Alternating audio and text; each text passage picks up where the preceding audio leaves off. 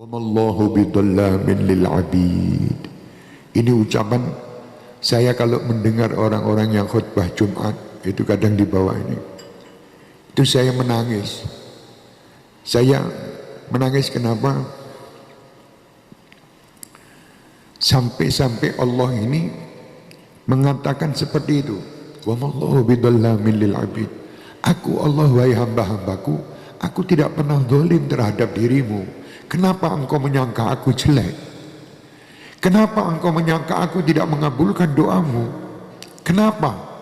Seakan-akan begitu Allah merangkul kita, dirangkul. Wallahu bidhallamin lil abid. Aku Allah, aku Tuhan penciptamu, aku tidak pernah zalim terhadap dirimu. Semua yang kamu rasakan itu, semuanya itu aku tidak pernah melakukan kezaliman. Kamu yang berbuat jahat sendiri, kamu yang berbuat salah sendiri. Itu pun aku masih memanggil namamu dengan hambaku. Ya ibadi, qul ya ibadiyalladzina asrafu ala anfusihim. Katakan wahai Nabi Muhammad kepada hamba-hambaku yang telah berlumuran dosa, yang telah berbuat dosa yang begitu besar. Ayo hamba, bayangkan Allah menciptakan kita semua dengan sempurna, diberi semua fasilitas sempurna, masih mengatakan wallahu bidhallamin lil abid. Setiap saat Allah selalu kita maaf secara kasar mungkin kita mencaci Allah, kita menyalahkan Allah, kita mengkritik Allah. Mengapa? Bayangkan ucapan mengapa ini dibalas sama Allah, wallahu bidhallamin lil abid. Ini luar biasa. Jadi ayo hamba-hamba Allah ini berdoa. Allah sangat baik, Allah sangat sayang. Tidak satu pun makhluk di muka bumi ini kecuali semua urusannya ada di genggaman Allah.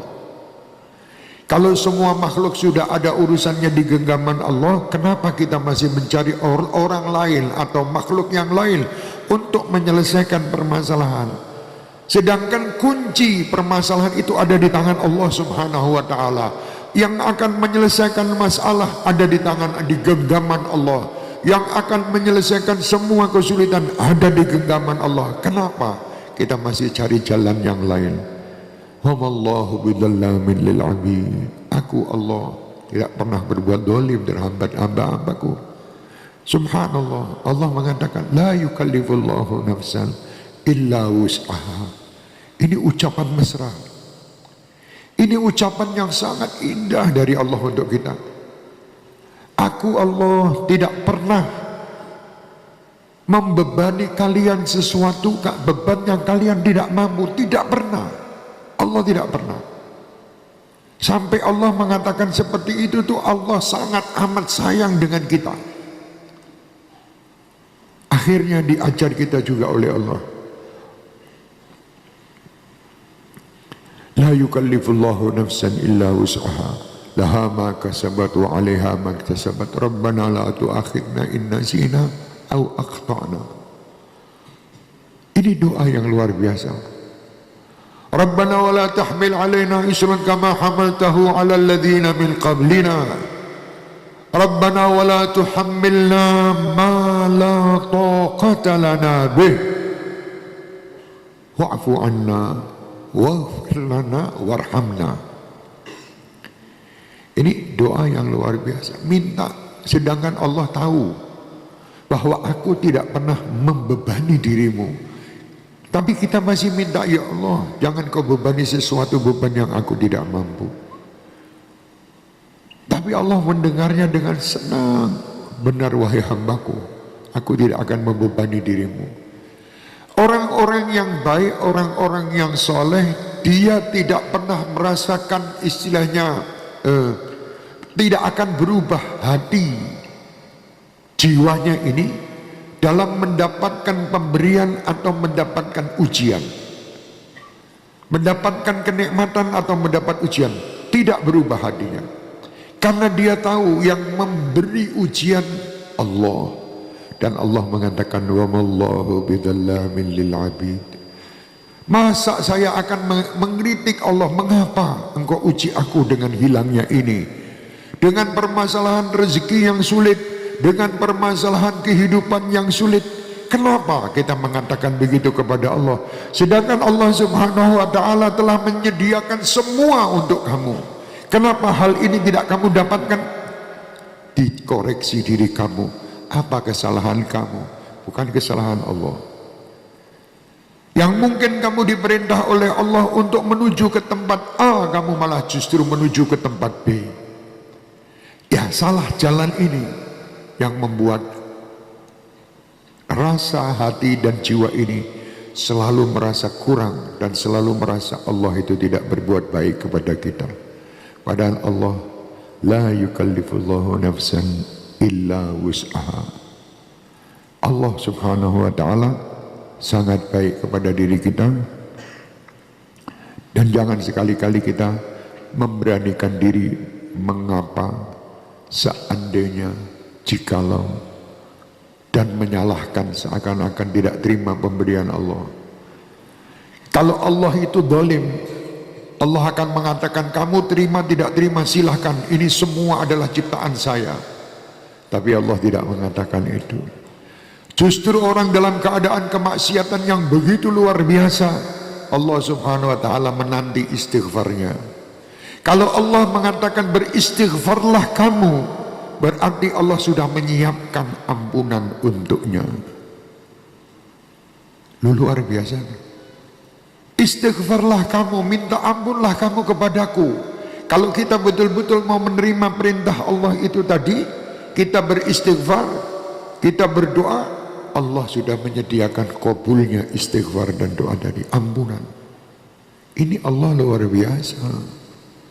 Kita lihat semua yang ada di tubuh kita aja, kita sudah tidak bisa mikir sebetulnya. Berapa kali kita menggerakkan mata dalam satu hari tidak pernah kita atur, tidak pernah Allah yang mengatur, dan itu tepat untuk mata kita. Dan setiap mata berbeda. Berapa kali gerakan. Allah menciptakan bulu di mata ini, bulu di atas mata ini, semua ciptaan ini semua tertib dan bagus dan bermanfaat. Inilah sifat Allah yang tidak pernah zalim. Kalau Allah zalim, kita mungkin tidak dikasih bulu ini, mungkin air akan masuk langsung ke mata. Dikasih supaya ini semua menjadi sesuatu yang bisa menyelamatkan kamu dan tubuh kamu. Bernafas setiap saat. Siapa yang mengatur masuk dan keluar ini? Di perut ini kita makan. Setiap kita makan, subhanallah, makanan itu sudah ada yang menerima sendiri-sendiri.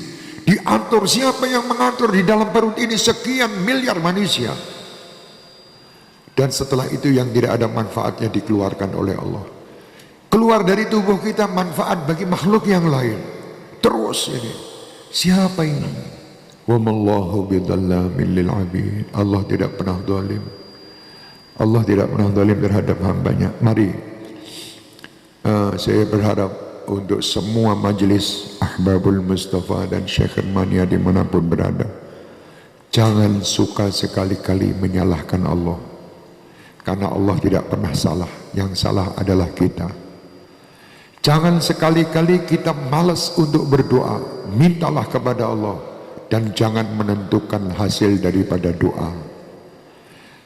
Tugas kami ya Allah hanya memohon dan meminta kepadamu, dan kami tidak ada kemampuan untuk menentukan hasil-hasil darimu. Semua hasil kami yakin engkau pasti akan berikan kepadaku yang terbaik. Tidak mungkin engkau akan memberi kepadaku yang tidak baik, karena engkau telah menjanjikan sendiri di dalam Al-Quran. Engkau tidak mungkin membebani kami kepada beban yang tidak baik. Beban yang kami rasakan berat itu karena ketidakmampuan kami, karena kebodohan kami, karena kejahilan kami dalam menerima ujian-ujian yang kau berikan kepada kami. Sesungguhnya ujian dan kenikmatan yang kau berikan kepada kami semua adalah nikmat, karena yang menguji adalah kekasih. Karena yang menguji adalah Allah yang maha cinta, yang mengatakan wa mallahu bidzallamin lil 'abid. Ini kalau kita mau menerima benar, insya Allah tidak ada apa-apa ini. Tetapi kita ini tidak pernah mau menerima yang benar, yang kita tonjolkan nafsu pribadi kita. Nafsu yang amarah bisu, yang sedikit-sedikit kita hanya menyalahkan kanan kiri kita dan menyalahkan pencipta kita. Mari kita bertobat dengan ucapan-ucapan yang pernah kita lakukan terhadap Allah. Berhusnudzanlah kepada Allah. Yakinlah kita ini hamba. Seandainya Allah setiap hari ya mematikan dan menghidupkan kita, menyiksa kita setiap hari, kita wajib mengatakan iya, karena kita adalah ciptaannya. Terserah pencipta akan diarahkan kemana. Allah akan mengarahkan kita ke jalan yang baik semenjak kita mau berikhtiar di jalan yang baik, mau meniatkan segala sesuatu, niat dengan jalan yang baik. Niat aja bayangkan luar biasa. Kamu meniatkan sesuatu walaupun belum sampai kamu amalkan, sudah dihitung oleh Allah pahala. Ini luar biasa ini. Sampai diceritakan ada seseorang lewat, di situ dilihat ada berapa gunung yang besar di sekitarnya, dan dia mengatakan kepada yang di samping-sampingnya, seandainya gunung ini menjadi emas, niscaya gunung ini akan aku sodakohkan kepada seluruh penduduk yang ada di tempat ini. Walaupun menurut akal itu khayal, tetapi Allah tidak menyia-nyiakan keinginan dan niat hamba yang baik tadi. Ada seseorang yang mengatakan di dalam mimpinya, sampaikan kepada fulan ibn fulan bahwa niatnya tadi sudah dikabulkan oleh Allah dan dia mendapatkan pahala bersodakoh gunung emas untuk seluruh masyarakat yang ada di kotanya. Baru niat, itu kan baik. Jadi semua kebaikan-kebaikan itu Allah berikan kepada umat Nabi Muhammad SAW. Tapi kita jangan lupa, kebaikan itu tidak akan kita dapatkan kecuali karena manusia terbaik Muhammad SAW. Kuntum khaira ummatin ukhrijat linnas. Ini kalian sebaik-baik umat yang ada di sekitar kita ini. Manusia terbaik adalah umat Nabi Muhammad. Kenapa tadi terbaik? Karena ada Nabi Muhammad embel-embel. Manusia yang tidak ikut Nabi Muhammad bukan manusia yang kuntum khaira ummah. Tidak bisa. Walaupun dia berbuat jutaan kebaikan di muka bumi ini, tetapi dia tidak mengikuti Nabi Muhammad, bukan khaira ummah. Walaupun sekarang kan banyak, yang penting kan baik, tidak harus ikut Nabi Muhammad, tidak harus ikut Islam, yang penting kita berbuat baik. Tidak ada artinya kebaikan Anda di akhirat. Anda hanya berarti di media-media sosial bahwa Anda terkenal orang yang baik, tetapi media malaikat Anda tidak dikenal. Di media sosial, di media semua mengenal Anda bahwa Anda adalah orang yang berderma, yang luar biasa. Semenjak semua yang kalian lakukan tidak ada dasar Islam dan dasar Nabi Muhammad, cuman tertera di media-media sosial, tidak tertera di media akhirat. Di akhirat tidak ada namanya. Di dunia mungkin dia termasuk 10 orang terbaik, 10 orang yang mendermakan hartanya triliunan rupiah. Baik di media sosial, media malaikat dia tidak terdaftar. Nanti di akhirat dia tidak akan mendaftar, tidak akan terdaftar di surga, karena dia mengkufuri nikmat Allah, terutama dia tidak Islam dan beriman. Ya, jadi hati-hati. Jadi sekarang banyak juga ucapan-ucapan seperti itu menyakitkan nama Rasulullah, menyakitkan para wali Allah, dan menyakitkan istilahnya sahabat-sahabat Rasulullah. Yang lebih menyakitkan lagi kalau menyalahkan Allah Subhanahu wa taala. Na'udzubillah min dzalik. Mari jamaah-jamaahku yang saya cintai, kalian orang baik. Kalian ini datang ke sini dan mengikuti majelis-majelis kita karena kalian sudah tertulis di sisi media akhirat. Tertulis bahwa kalian orang-orang baik. Jangan sampai kebaikan-kebaikan itu hilang karena perasaan-perasaan yang tidak baik terhadap Allah, tidak baik terhadap Rasul, tidak baik terhadap salihin, tidak baik terhadap waliullah dan sahabat-sahabat Rasulullah. Jangan, mari kita benahi hati ini. selalu penuh dengan husnudzan dengan Allah, husnudzan dengan Rasulullah, husnudzan dengan semua makhluk Allah, husnudzan dengan sesama. Insyaallah kita akan selamat. Husnudzan, ya, husnudzan itu walaupun tidak semua, maksudnya tidak segala sesuatu itu husnudzan kabeh. Misal contoh gini, saya menaruh HP di jalan, saya husnudzan sama masyarakat tidak hilang, itu salah. Dalam ikhtiar tidak boleh begitu. Husnudzan, husnudzan. Sewaktu ada pencuri datang ke rumah kami, atau misalnya ada seorang laki-laki datang mau masuk ke kamar kami, sedangkan di kamar kami ada istri kami, wah saya husnudzan, siapa tahu dia waliullah. Tidak ada. Itu bukan husnudzan, jahil, itu orang jahil, ya. Jadi kadang sekarang ini banyak orang yang nyalah artikan tentang husnudzan, ya.